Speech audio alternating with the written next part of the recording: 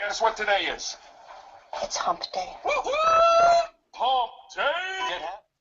What is up, everybody? Welcome to the the week 3 Hump Day Hangout. I can't even get the intro in without our special guest Matt Vey busting my balls. But we're here with special guest Matt Vey and the world's greatest co-host, even though he had us push the podcast up 15 minutes, only to arrive 15 minutes late. Michael Badgam, what is up? What's going on? You know, back on Hump Day Hangout finally after we had to postpone things last week. I think we got a pretty good show here, though. A lot of stuff happening in the league and starting to get interesting.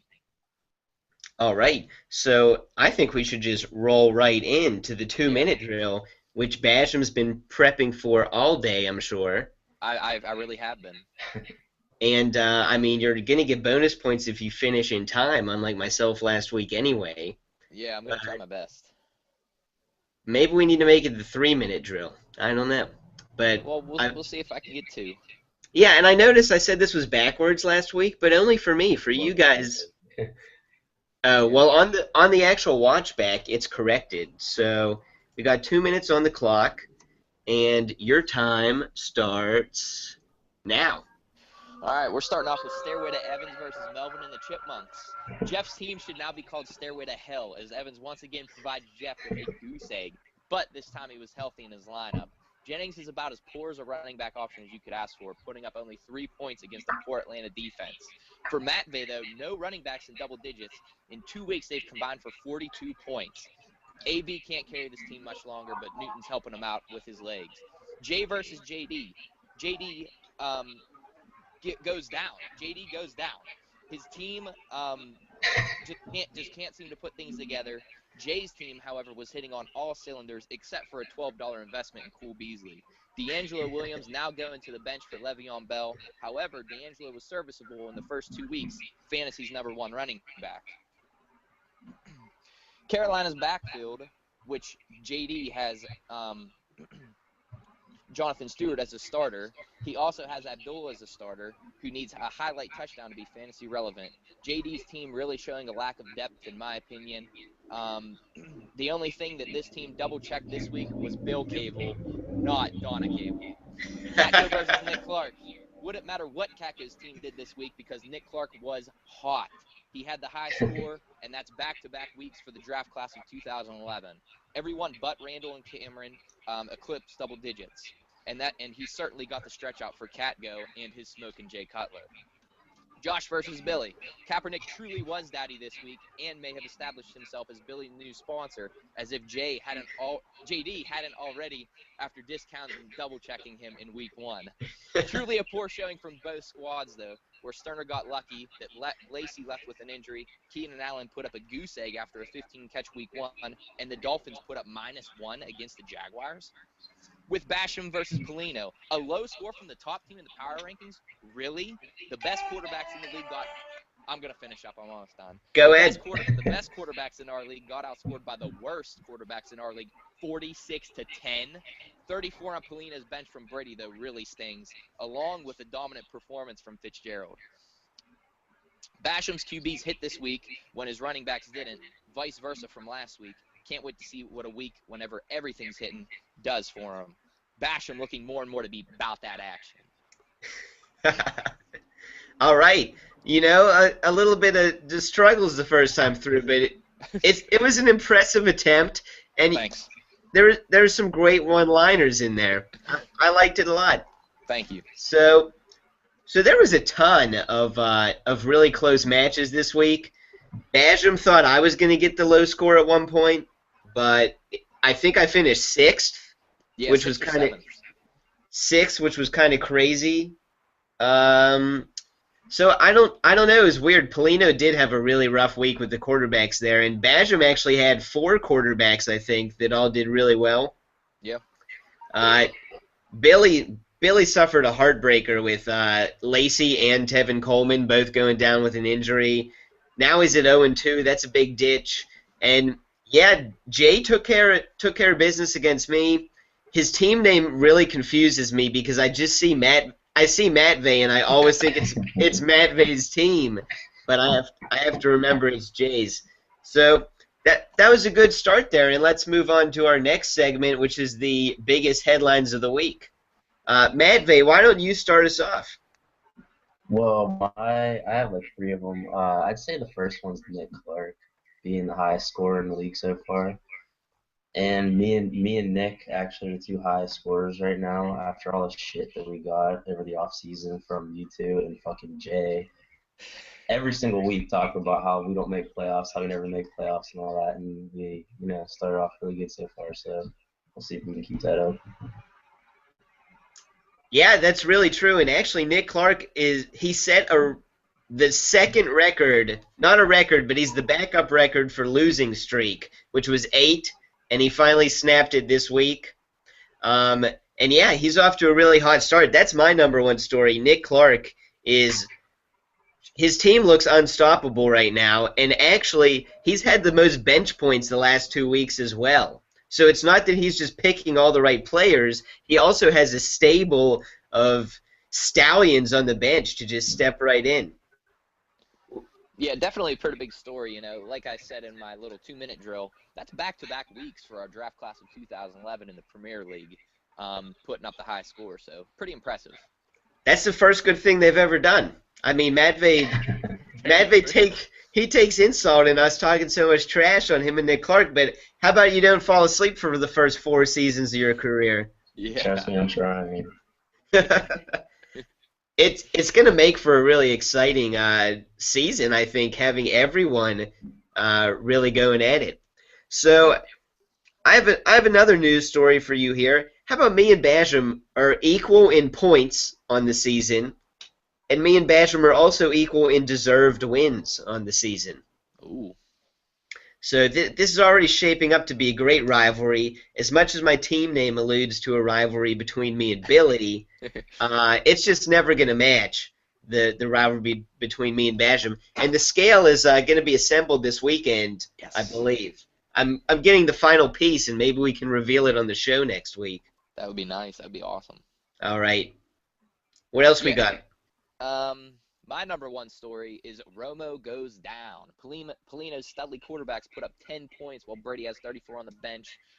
Thank God he does have that three-headed horse of quarterbacks, because otherwise he might be struggling right now. Yeah, that's the biggest story for me, possibly like the first half of the season, because where that was a huge trading chip for Polino, yeah, that trading chip is gone, and now I mean, his quarterbacks are still really good, but he's not set up nearly as well as he wanted to be. No. And, maybe if he gets a nice cushion, he can trade one of those guys still and wait for Romo to get back and kind of just hang on with a worse option. But I don't know. It's going to be tough for him. But he literally has nobody else on his bench right now to do that with, so I don't know. Well, I assume. Brady and bye. Yeah, I assume. Week 4. I assume he would get somebody back in a trade, but we'll see how it goes. What else we got, Matvey? My first one was actually Nick. The first one I wrote down was Nick being the deepest team, but I mean, you already touched on that. But I mean, I can't remember exactly what he has, but I think he's the deepest team. And the other thing on top of that, JD's team, how not deep it is. Honestly, I think you have the worst bench in the league. I mean, you have a lot of guys do like stashing, like Christine Michael and stuff like that. And I mean, eventually they could be all right. But I mean, you still have Mark Sanchez on the bench. But I mean, Bradford could get benched. But I mean, you have a lot of guys that aren't playable at this time, and with bye weeks coming up in a week. So I mean, I don't know how long you can hold on to those guys. So. Yeah, I think I literally had one guy get points on my bench this week, or maybe one non-quarterback. But yeah, I think. Well, I just picked him up, but unfortunately, Geno Smith went down. I had to back up Bradford, and yeah, it's tough. But I do like a lot of the stashes on my bench. It's just I'm playing the long game, not the short game, and hopefully I can flip one of my quarterbacks here. I tried to flip one for Macklin, but Catco preferred Ryan Fitzpatrick to Kirk Cousins for no fab. So. I don't know. That's actually one of my other stories here. Catco's hand was really forced this week as Jay Cutler got hurt. He was hoping to not have to make a move yet to kind of get Foster back, see how his team was going to play out. But he had to go pull the trigger early, and I don't think Catco has like a ton of assets to make multiple moves. So he kind of had one shot to get this right, and I'm not sure that he did by acquiring Ryan Fitzpatrick. I mean, I don't hate Fitzpatrick. I think that he's like a serviceable quarterback too, where he's not going to go out and win you a week, but he's not going to lose you a week either. I mean, but he definitely could have gone out and got somebody better without a doubt. Yeah. Anything else that's a big headline before we move on? I mean, not a huge headline for me, but, Matt Vay, the head baker of the Cupcake Factory right now, is pretty impressive, He's got Newton and AB carrying his team, and, he's 2-0 atop the Cupcake Factory. So, props to him. It's good for him. Good that he can finally taste some victories.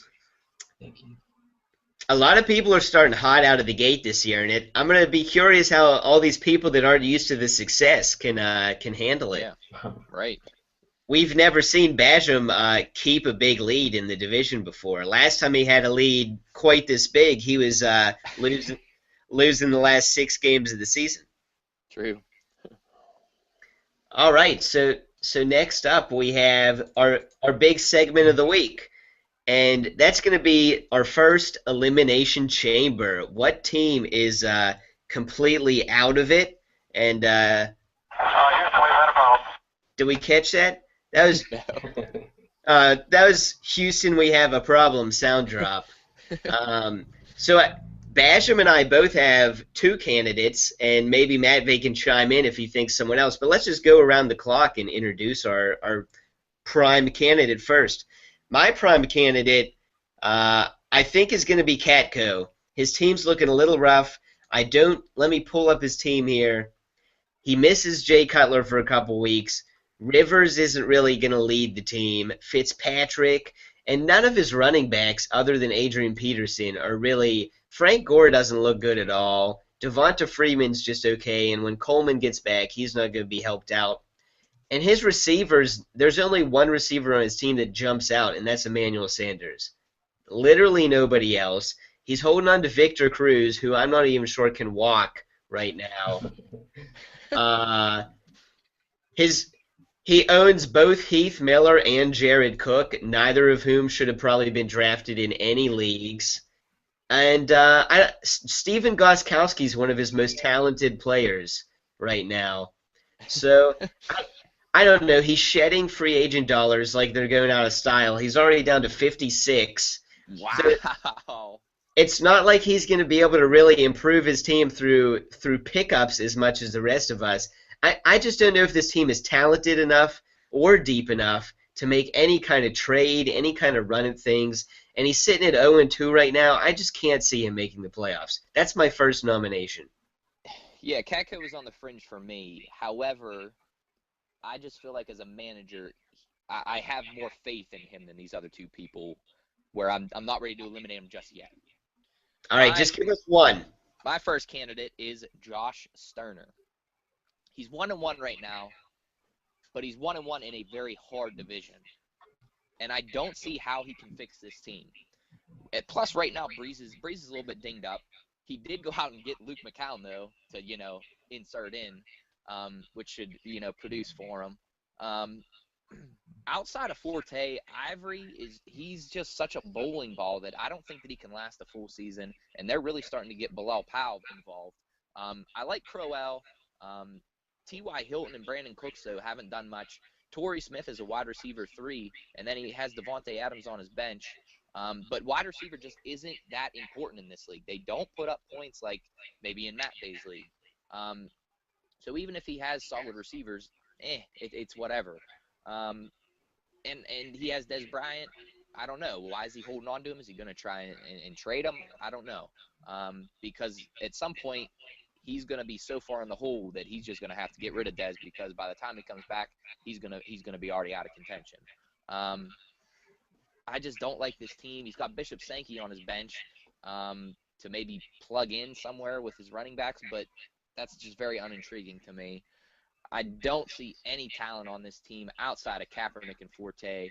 T.Y. Hilton will have a big week here or there, but he's almost hit or miss. So this team is just to me. It doesn't. I don't see how it can come out of the gauntlet. Really, that's why I'm eliminating this team. Yeah, Sterner actually was my other choice. And the problem with Sterner's team is I look at the teams that all his players are on, and you certainly don't need to be on a good team to be a good fantasy player, but literally none of Sterner's players are on a good team outside of T.Y. Hilton. Yeah. Like, not a single one.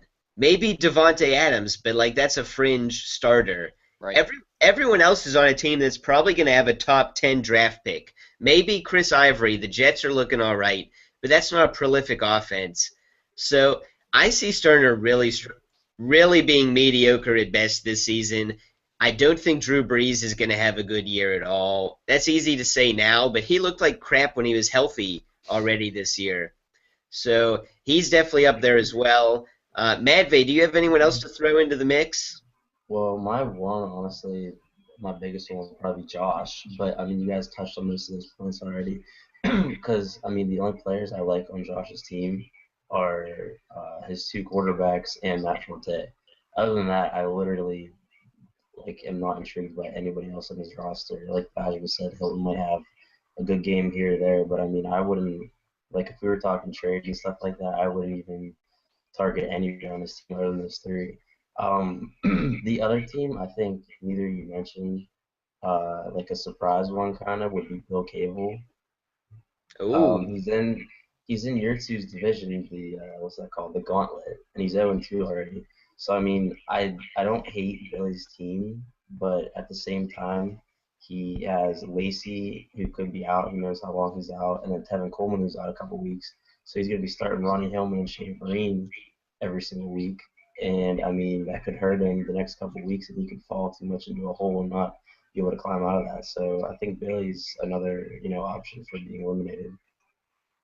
That's a good call. I think the other thing with Billy, he has a lot of bad juju right now because he didn't come up with a team name. He left the like placeholder team name I put in there for him. That's just lame. Come on. So Yeah. I agree, and I think me and Badgam both have one more person to throw into the mix, and that's Jeff. Jeff was third on my list, but he was in Badgam's bottom two, so let's have Badgam's take.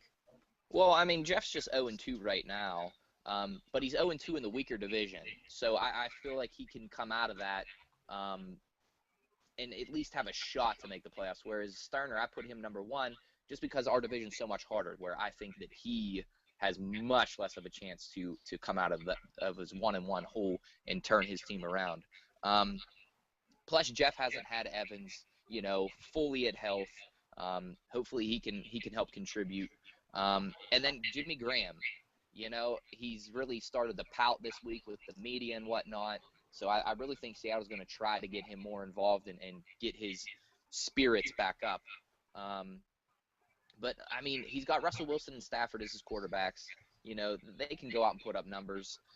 I like Yeldon a lot. He's a workhorse. McCoy, hopefully he can, heal up with some practices off throughout the week, like they've been doing with him. Brandon Marshall now with Decker, dinged up. He can really emerge. I mean, he's been a beast to begin with, but with Decker out now, wow, he's going to be a target monster. So I think that Jeff's team can really, come out of the hole. Yeah, I actually think Jeff has maybe one of the best trios of receivers in the entire league with Evans, Marshall, and Macklin. And they're all guys that could catch a lot of touchdowns, too. It's not just like a lot of little receptions. So I think between the quarterbacks and the receivers, and if Jimmy Graham breaks out of his funk, I think Jeff's a sneaky playoff bet still, even at 0-2. Wow, yeah. All right, so I think we're down to Sterner and Catco here. Madvey, any final thoughts on who me and Badgam should eliminate? My vote, if I had to vote, my vote would be towards Josh. Catco, I mean, I'm not very crazy about his team, but I really like his Fitzpatrick pickup. Macklin, I like Macklin, but like, I mean, I don't see Macklin scoring honestly more than like ever scoring more than 15 points in a game or anything like that. So I like his Fitzpatrick pickup. Badgam said he's never gonna win him any weeks, but don't you remember last year Fitzpatrick had like 59 points or something like that Yeah, in one of them games? he had a 60 or a 6 touchdown game. Yeah, he won Yeah, so people so much money on DraftKings. yeah, so you never know that could happen again. I mean, I like Fitzpatrick, especially with all his weapons he has. Frank Gore sucked so far, but I mean, I think he should be better once the Colts, find their groove. And his AP and Sanders, the Sanders, so I'm trying to pry off him. I can't get Sanders off him. And he has Foster coming back too. So I mean, Yeah. once Cutler gets healthy again too, you can put Cutler back in there, even though I wouldn't. But with Foster returning, I think that gives him a better chance than Josh when it comes down to playoff hopes. All right, Badgam, what's your vote? Oh, I'm eliminating Sterner. I'm also voting for Josh, and you are the first person that me and Badgam are staking our livelihood on as being definitely not going to make the playoffs. We need to get a better sound drop for the next elimination chamber, which will be after week. Let's do it in week 5, not next week, but the week after. Okay. And maybe we'll do a couple in a row at that point. We're right in the heart of the season there. We have to eliminate 6 people eventually, so we'll get rolling. Sterner, my condolences. We'll have you on the show next week if you want to have your reaction. And all right, let's go to the speed round, and let's have Badgam start us off, followed by Matvey if you got anything. I don't really have anything for the speed round. All right, chime in if you come up with anything or have a comment, but otherwise, me and Badgam will go back and forth. All right, cool. Badgam, how about you start us off? All right. Bill, $8 for Damian Williams in transactions. Is he panicking? I mean, Miller's injured, but he states that he's going to play. Plus, it's a tough matchup versus Buffalo, so I'm not sure what he was thinking there. Ooh, most low scores before a high score. The person in the record book right now is Badgam with 5 low scores since his last high score. Wow, that's interesting. Nick Clark, $6 for Travis Benjamin. He's just adding to that huge stable of wide receivers that he has. I don't know why. I hit on it last week after his Moncrief pickup. I'm not sure what the kid's doing. Another good waiver. What's that? So I'll chime in on that. I would defend Nick's pickup of Moncrief. I mean, Moncrief's been, I don't know exactly what position rank he's at right now, but I mean, even though I feel like you can never have too many people. I mean, spending $9 on a receiver who he could start if he needed to. Plus, I mean, he can always trade these guys, and I mean, it never hurts to have that many pieces to put on your bench to work out in the trade. So I mean, I like that pickup honestly. I mean, the Benjamin one not so much, but the Moncrief one, yeah. I pretty much agree with exactly what Matvey said. Also, while we're on the record book, the most games without a high score. After Matvey cleaned his slate on that one, it's now with Badgam, 27. Over 2 regular seasons, this guy thinks he's dominant over here, but he hasn't had a high score in a millennium. Yeah, fuck off, Badgam.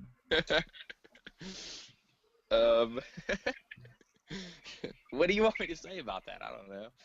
All right. How long is Jay gonna keep playing Beasley?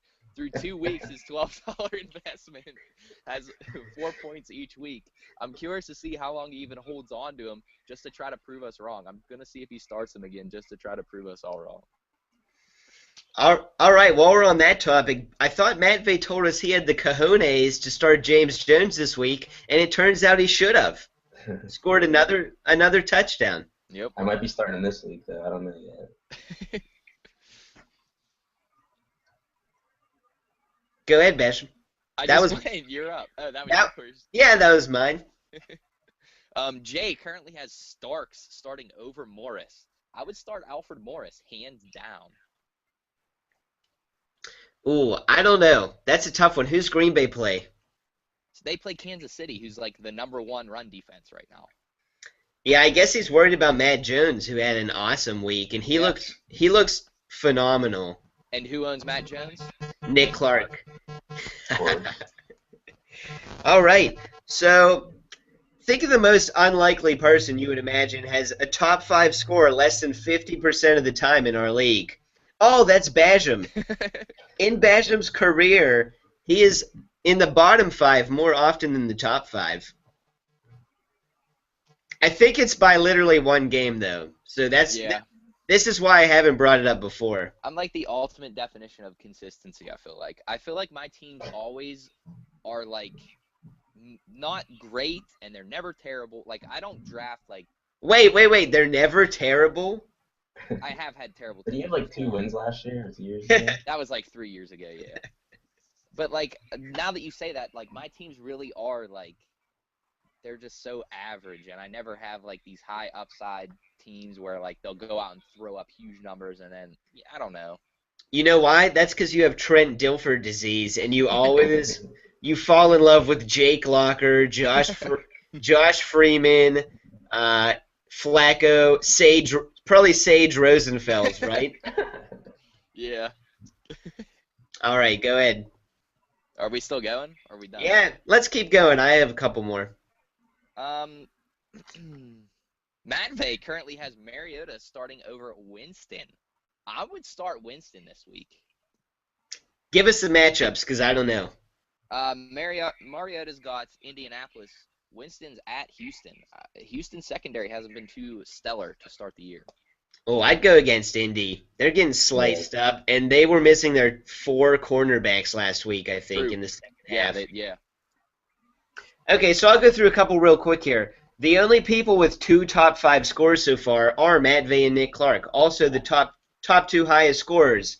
Now let me look here. I'm looking at the positional rankings of all of our teams. And Badgam, name me the 2 people without a score lower than 6 across quarterback, running back, receiver, and kicker defense. Probably me. You're probably trying to take a shot at me. No. The 2 people with none outside the top 6. That would be a good owners. Yeah. You're talking about like good. Yeah, like a composite score. Every position group is in the top 6 overall. Well, Matvey's obviously not in there. Why? I feel like his running backs haven't been any good. You're right. His are 9th. Yeah. I'm gonna go with Jay. Jay has wide receiver, tight end is 7. Kicker defense is 10. I'm sure Nick Clark's one just because he's been such a beast. Yeah, he actually only has one position outside the top 3, and that's quarterback is 6. Wow. And then the other one. Well, I'm asking. You. Yeah, that would be correct. But I have quarterback and running back are 6th, which isn't very good. All right. Now, I think we have one person without a score in the top 6, but let me confirm. It's got to be Catco. Yeah, that would be absolutely correct. It's actually in the top 5. His wide receivers and his kickers are both number 6.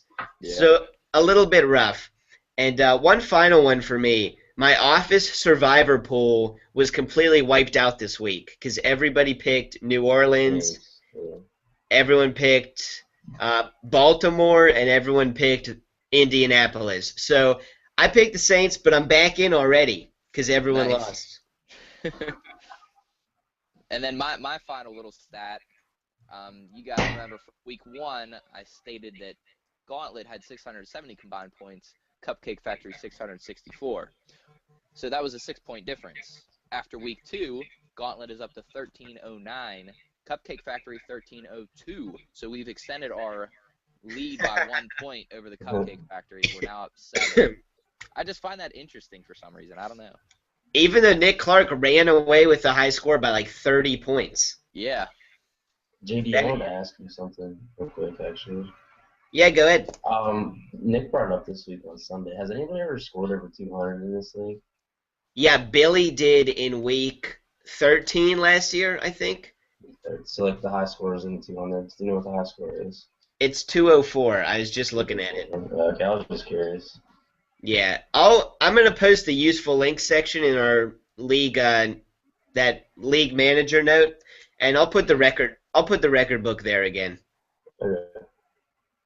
All right, time for the matchup previews to finish off the show. And Badgam, why don't you do one of yours?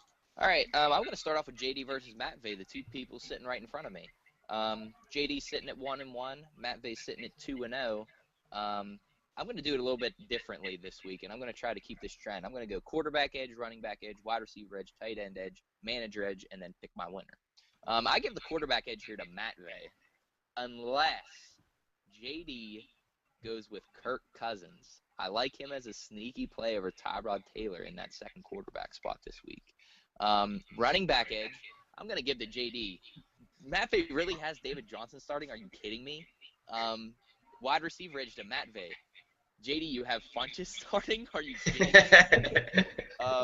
Tight end edge to JD because you can't beat Gronk. And then I'm going to give the manager edge to JD. Whenever I talk about manager edge, I'm talking about making the right decisions here, picking the right lineup, and I'm going to give that to JD. The winner, JD, in a very, very close matchup. I also think it's going to be really close, and I don't know. I'm not so confident in this one. I've got a lot of pieces that are really killing me right now. The Eagles' offense, apparently the other teams know their plays. I did hear that. So that's probably not good considering they looked terrible as well. And Alshon Jeffrey is probably, even if he does play, he's not going to be useful against the Seahawks. So Matvey's facing me at like the perfect time. And I don't think David Johnson's a terrible running back 3. It's not. It's either him or Chris Johnson. Yeah. Right. So I mean, and I started Chris Johnson last week. Look what happened. Right. It's gonna be vice versa. Yeah, probably. All right, I'll go with one. Let's go with Billy versus Badgam. This is a really opposite two teams the way they're trending right now. Badgam's 2-0, looking pretty confident. Billy's 0-2, and he's desperate for a victory. And this is just really unfortunate timing for my two rivals because Billy has impossible matchups. The whole way down the board, every single team that Billy's guys play should be pretty good. Outside of San Francisco, John Brown might be able to burn him for a couple touchdowns. But all those other defenses are pretty studly, especially Buffalo and St. Louis, which Tannehill and Roethlisberger play. On the other hand, Badgam's got some cupcake defenses here. He's really playing basically the cupcake factory version of a slate here. He's got Chicago. Marshawn Lynch is going to tear Chicago apart. Dion Lewis should have his way with Jacksonville. We got Edelman against Jacksonville. Edelman is easily like the best receiver on the season right now. Kendall Wright plays Indy. Eli should do fine against the Redskins. I just don't see a way that Badgam. I don't see a way that Badgam loses this one. Little do you guys know that coming into the draft this year, I literally looked up every player's matchups to make sure from week to week I would have the majority of my starting lineup playing weak teams. I'm totally kidding, obviously. It really is luck of the draw here.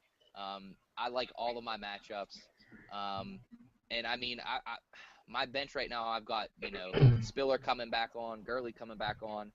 My team's really coming around right now. And then Billy, yeah, you're right. His matchups going into this week are absolutely horrendous for him. And Eddie Lacy going down, he's got to start Ronnie Hillman. It's rough for him right now. So I apologize for the beating that I'm about to give you this week. It sounds like someone else is going to be discount double checking done again. Gladly. I think Billy should consider playing Alex Smith over Ryan Tannehill. I wouldn't disagree with that. I mean, I don't want to help him out against Badgam or anything. Oh, yeah. All right, let's move on. Madvey, we gave you one to do. Yeah, Josh and Jay. I mean, like I already said about Josh's team, I mean, he's who I picked to eliminate from playoffs, so obviously I'm not crazy about his team. I told you I like 3 players on his team, Kaepernick, Breeze, and Forte. Breeze might not play. If he does, he's banged up, so I mean, that's one down of those 3. Forte also has a knee injury right now, so he's a little banged up. He's also playing Seattle. I mean, it's not terrible because I mean I'm pretty sure Starks did pretty decent against Seattle last week. But at the same time, some people were saying, stay away from Forte this week. Other than that, I already told you I don't really like anybody on this team. Jay has Bell coming back, even though it's against St. Louis. I'm pretty sure I don't know who they played last week, but somebody did pretty The well against St. Redskins Louis. tore him apart. Yeah, they fucking had like 200 rush yards against the Rams. So, I mean, Bell could do some heavy damage there. I like Murray. I don't know if Lacey's going to play or not, so he has Starks there. And I like his receivers. I tried getting Jarvis Landry off him today, actually. I love Jarvis Landry. And I think Manning's going to have another decent week. So, in the end, I think Vay's bitch is probably going to win this week. I like how he had to get his name in there. But I agree. I think the rich are going to keep getting richer in the gauntlet with Jay and Badgam here, and Sterner's just going to, now that we eliminated him, he has nothing left to play for because we're obviously always right on the talk show. We have been right a lot recently, I feel like. That's probably because I'm here, steering the ship. Except last week. Last week you guys talked for like a couple minutes about Polino's quarterbacks and jinxed the shit out of him because now luck sucked last week. Tony Romo's out for like 10 weeks, and now poor Polino's over there fucked because of you two. Yeah, you're probably right. That's true. All right, Badgam, hit us up with your last matchup here. I got Catco versus Jeff, the battle of the losers right now. Both sitting at 0-2 in the Cupcake Factory. Quarterback edge, I give to Jeff, just because Russell Wilson has too good of a matchup this week. Running back edge, I'm going to give it to Catco. Jeff's stud McCoy has a tough matchup, and I think that AP is really the difference maker here, which gives the edge to Catco. Wide receiver edge, I'm also going to give to Catco. Gimpy Evans, and then Macklin has a really tough matchup this week, so I'm giving Catco the edge. Tight end edge, this one was tough for me. I'm giving it to Catco. Chicago really shuts down the tight end, but I do feel like Seattle is going to look to get Jimmy Graham involved. But, man, this was a tough call. I mean, I am going to give the tight end to Catco, though. Manager edge, got to go with Catco. However, Jeff is really starting to impress me with some of the things that he's been doing. Whenever I text him, he just sounds like he's starting to get a hang of our league. The winner, though, Catco, in a very low-scoring matchup. This is gonna be like the matchup between who was it last week that was like 115 to 118? Josh and Billy. Yeah. Yeah. I feel like it's gonna be something like that. For some reason, I just feel like Jeff is somehow going to pull this one out. I don't know why, because I don't like Jeff's running back matchups at all. I think they're all really tough. Yep. Stafford's matchup's really tough, but I don't know. Jeff needs this really bad. I think Catco's team is probably doomed regardless. So I don't know. And just the fact that you're saying the tight end matchup was hard to pick from when it's Jimmy Graham versus Jared Cook, that's just a sign of how rough Jeff's season has been so far. I'm really rooting for Jeff, though. I think he's a good manager, too. He just hasn't had the chance to show us yet. Right. Can't argue that. He hasn't done anything bad that I can remember. Very true. All right, I'm going to finish it up here with a really pivotal match in the Cupcake Factory, Polino versus Nick Clark. And why don't I do it Badgam style here? Quarterbacks, Matt Ryan and Carson Palmer. Those are two of the hottest quarterbacks you could want right now. But then you have Andrew Luck going against Tennessee and Brady going against Jacksonville. I think Polino gets the big edge. Running backs, literally everybody's going to have an advantage over Nick Clark. Or no, over Polino, I mean, in the running back department. Plus, Doug Martin plays Houston, Joik Bell plays Denver, and Hyde plays Arizona. All those are pretty stout defenses. So edge to Nick Clark. Wide receiver's a tough one. Steve Smith always plays bigger in the divisional games. Julio Jones is a stud. But Cooper, I don't know how he'll do against Cleveland, so I think I'm giving the edge to Polino. He has Beckham, Calvin Johnson, and Andre Johnson, who actually has sucked so far. And then tight end goes to Polino because Jordan Cameron's not going to play. So Nick Clark probably has to make a switch there. I don't know. I think I'm giving the edge to Polino just because his quarterbacks could really run away with it. I'm going with Nick Clark here. Yeah, Matt Ryan has a tough matchup. San Francisco's defense is absolutely horrendous for Carson Palmer to tear him up. And then, like you said, with the running backs, Polinos are terrible. And I like Nick Clark's from top to bottom. And his wide receivers, Julio is a beast. Amari Cooper is really coming on. Steve Smith, like you said, plays big against the division. And to be quite honest, if I were Nick Clark, I would take Randall out of the lineup and put in Gio Bernard against Baltimore. I like Nick Clark here to beat Polino and knock him another tier down the power rankings. Oh, I actually think that I would take out Ingram, who now is going to have Luke McCown as his quarterback. He's playing Carolina's front seven. Is it for sure McCown this week? I don't know. Even if it's Drew Brees, I don't think so ineffective. Carolina's going to challenge Drew Brees to throw it. First of all, Drew Brees was only throwing like 5 yards down the field anyway. That New Orleans offense is pathetic. Yeah. All right, so gather your final thoughts here. I have to apologize to everyone because I'm hearing so much background noise. This show is a mess for me. I hope it doesn't show up when you actually listen to it. I can't even hear myself talk. But thank you to Matt Vay for coming on the show. Thank you to Badgam, as always. Any final words, fellas? I don't have anything to say, you know. I'm just about that action. Yeah, me neither. I don't really have anything to say. Thanks for having me on, though.